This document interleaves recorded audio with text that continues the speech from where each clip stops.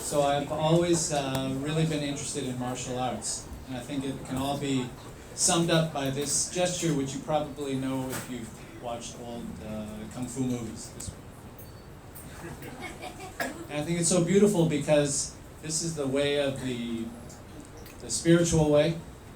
This is the fighter's way or the practical way, but somehow they got in their head they're going to put them together, and that's a nice combination and something I've always has always kept my imagination going. So I joined a mixed martial arts club with a friend of mine back there. We did a lot of research, looked all around and find an MMA gym here in Central where we can mix all different kinds of martial arts together. It was very exhilarating until I threw my back out and in the second week. Classic old guy injury. So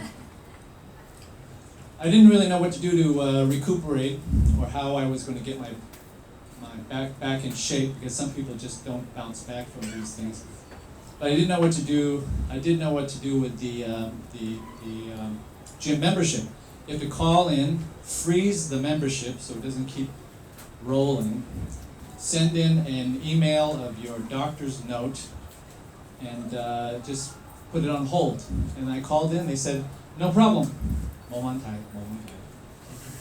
But I've been in Hong Kong for a while, so I know that no problem actually means no problem right now, big problem later.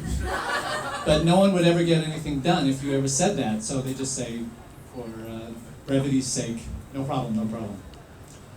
So about 6 months went by of heating pads and physiotherapy and rehab and trying to just diet and everything to get the back in shape. And finally I thought, I'm ready to go back to the gym. Took my new bag, which balances the weight properly on the back, to the gym, and I was ready to start again. So they said, no problem. But silly me. Everyone knows that before you get anything done, you have to get through two processes. One of them is the paperwork death spiral, and the other one, what is the other one?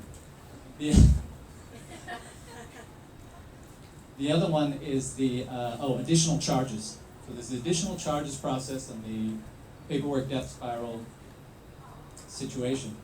So I went to the desk and I told them that I want to start up again, and they said, well, you need to renew your membership. And I said, my membership's already frozen, so I don't need to renew it. He said, well, you need to pay for 6 extra months, and then you can use your membership. And I said, but you mean I need to buy a new membership before I can use my old membership? This doesn't make sense. So it went round and round and round in circles.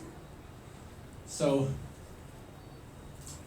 I told them that what I need to do is get this whole thing moving forward, and I need this new.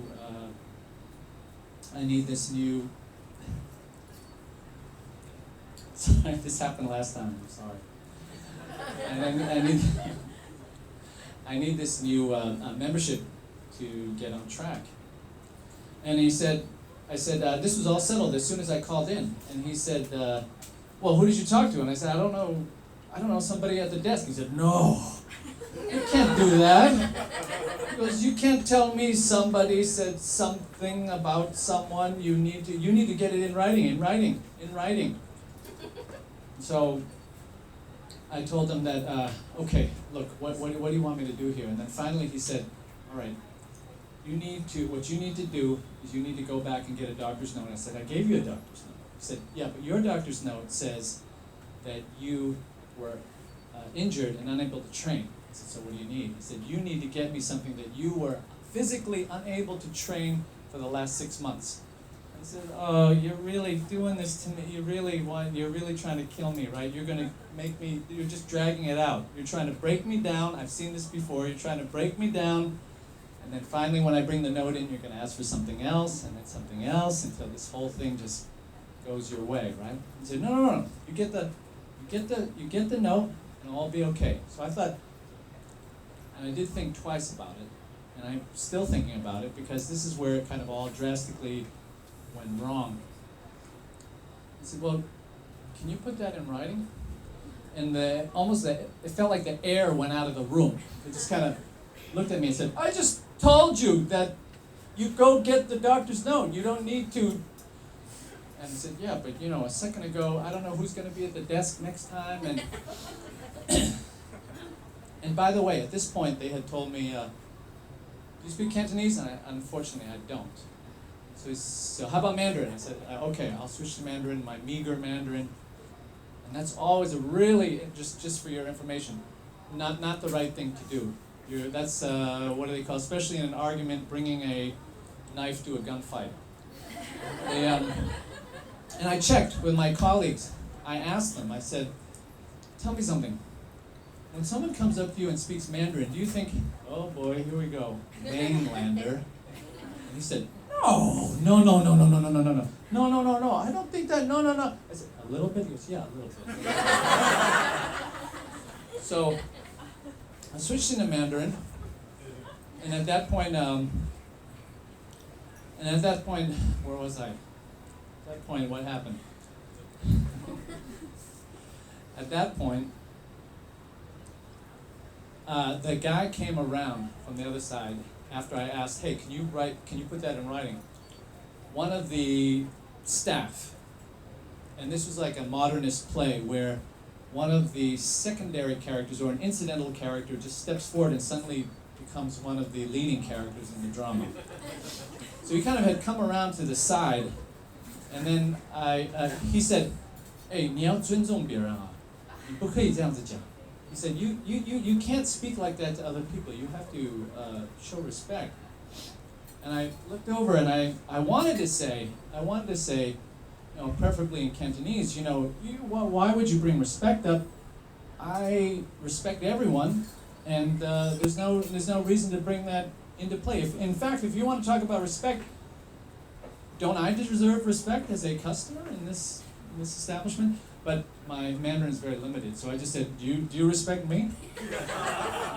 And he looked over at me, and he looked like a computer receiving really bad data. He just like kind of stumbling backwards, and he kind of just spat out. I expected him to say, "Yeah, I respect you," and then I would have said, "Well, I respect you too, so we're all good, right?" But he went off script. And he said, "No, I don't respect you." So what do you say to that? So I said, well, I don't respect. Well, we're even, okay? And I turned back to the managerial guy who was processing everything, but I didn't realize that I had kind of released a kind of time bomb of anger over here. And what I started hearing from this side was, "Dimma, dimma," and just for translation's sake, I'll tell you, it's a really interesting Cantonese phrase, "dima," because if you translate it very precisely, on the one end of the spectrum, when you say "dima," it means, "Hey guys, what's up?" But at a very quick drop-off point, it becomes, "What the fuck, dima?" and that's what was happening over here. So I was focused on this, and then I just heard this "dima," and it's a self-reflexive process where, this is just I'll walk you through it, so in case you are ever in a "dima" situation, you'll kind of know, maybe can benefit from my experience. But it's a self-reflexive process because when they say "dima," it starts slow, and then the hand comes up, and they get bigger. And then when they get bigger, they say it louder, and then it gets louder, and that finger comes up, and before I knew it, I had this finger right in my face, like, "Dimma! Dimma!" And I didn't know what was, I knew the phrase, but I didn't know what was going on. So, okay, two things in response to this situation is, one, you got to keep your hands up, because this is kind of a sucker punch kind of situation. If you're like, well, that's the next thing that's going to, so you got to put your hands up. So I put my hands up. Saying, I don't know what you're, and the other thing was that was helpful was this is a meditation thing, but if anybody has done meditation before, it's a thing called noting. So when you note, you sit and you, in order to stop the onrush of all these emotions, you say, I'm feeling tense. I feel uncomfortable. I feel anger. And so I started kind of using them in combination, and I would say, your hand is very close to my face. Your finger is much too close to this area. It's making me uncomfortable.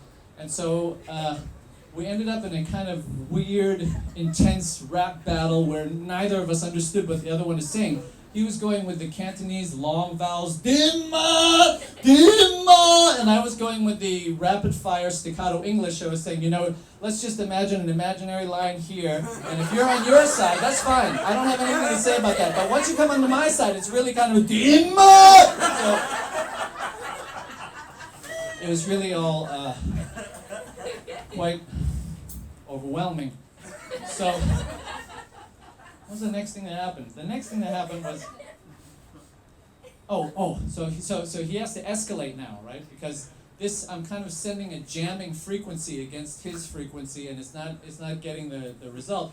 So now he puts his hands down. He gets nose to nose, like really uncomfortable. Someone else's nose this close, right? And so I don't have room to back up. So I have nowhere to go. So I'm just standing there.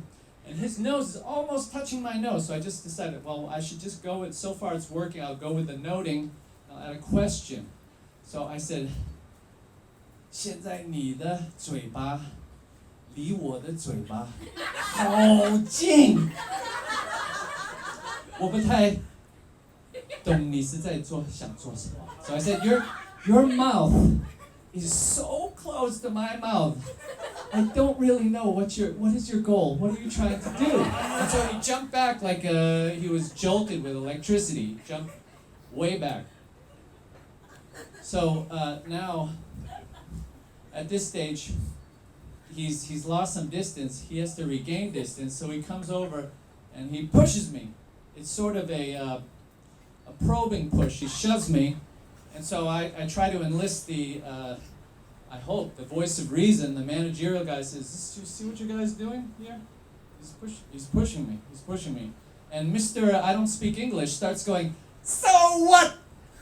So what?" And kind of, it looked like he'd been waiting all his life to find the right situation to use that phrase, and his day had come.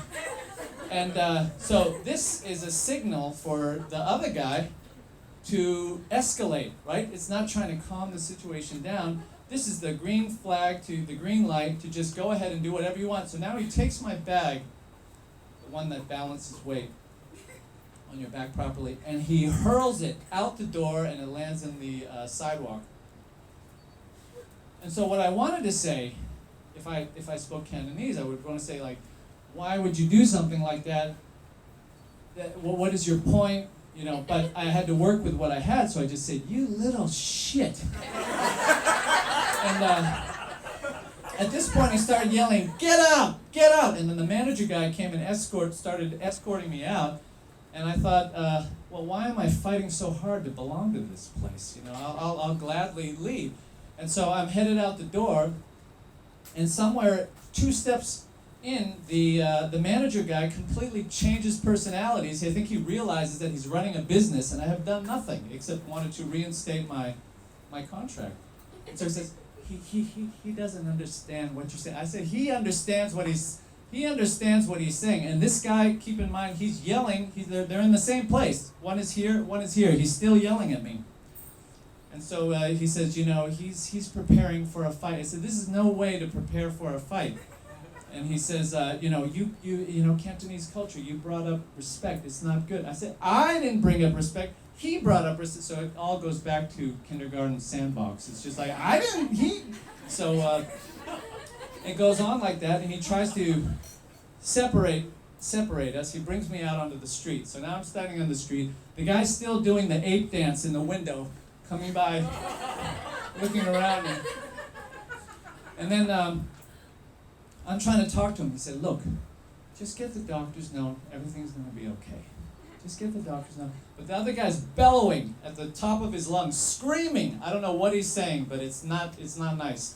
And so I thought, what is this? You're going to win this by volume? It doesn't make any sense. So he was going, I don't know what he was saying. But then so I said, you wanna be loud? Let's be loud. I like being loud. We can be loud together.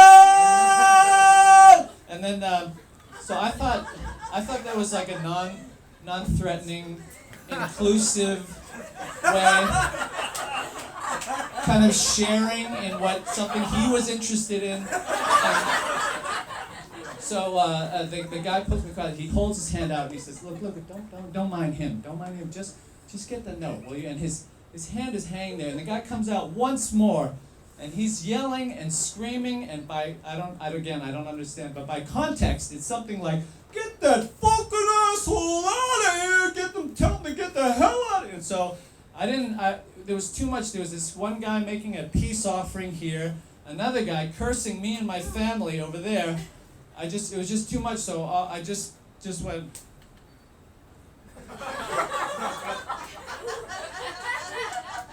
And we locked eyes and we kind of held that moment. Everything froze, time stopped. The manager guy still had his hand out, but if this was the movie, he would just fade into slow-mo blur.